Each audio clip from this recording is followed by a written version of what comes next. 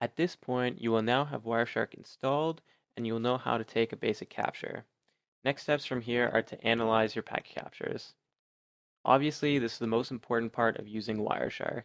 You can take all the captures you want, but if you don't know how to read/interpret the captures, then it's all for nothing.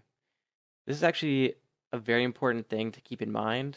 Wireshark is just the tool to allow you to analyze the captures. It won't necessarily tell you explicitly what is wrong.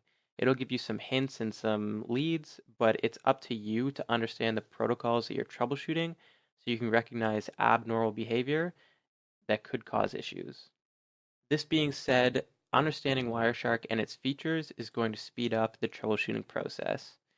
The features that we'll cover in this video are display filters, columns, and profiles. We'll start out with display filters. Display filters allow you to do just that. Filter the packets contained in your capture and display only ones that match your filter to the screen. This is done by applying filter criteria in this field here at the top of the page. There's a specific syntax that needs to be followed, but we're going to go over some common filters here for you to see. One of the most common filters is going to be filtering on an IP address. You have an entire capture here, but say you only want to see traffic from a specific host.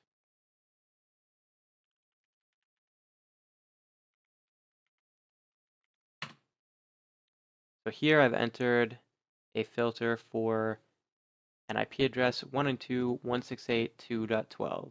This will display every single packet sent from or sent to this IP address.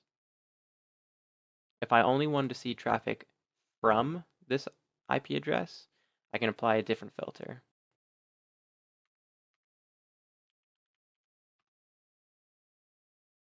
This filter here will display packets sourced from this IP address. As you can see, it's only going to give you one direction. Another common filter would be applying a filter for a specific subnet.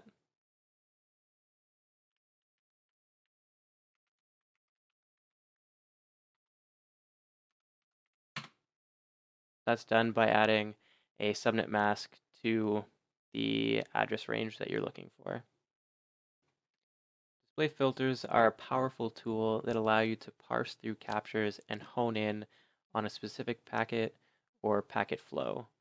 You can imagine these would be extremely helpful if you had a capture with hundreds of thousands of packets from multiple different hosts, but you only want to view packets from one specific source. You can quickly apply a display filter to grab those packets. The few filters we went over now are very basic and are just to give you an example of applying display filters. I'll include some other common ones to the screen here.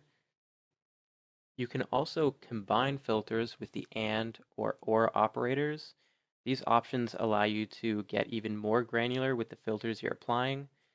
With the AND option, you can combine the criteria that packets must match to be displayed.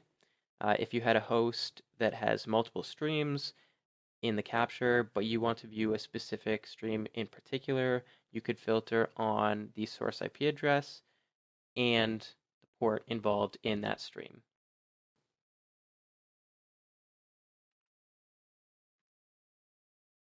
Here we have a display filter that specifies that the packet must have a source or destination IP address of 192.168.2.12 and a source or destination port with a value of 80. And from this, you can see all the packets that match this filter are displayed here. Now with the OR operator, you are saying to display all packets that match this filter or display packets that match this other filter. You're essentially opening up the options to allow for more packets to be displayed. This can be handy in getting to understand a full flow. As an example, to surf to a website, you need to resolve a URL to an IP address. So if you have a capture and you want to see the entire surfing flow, you would need to include DNS traffic along with your source IP address. As you can see here, we added the OR operator and placed DNS in the filter field.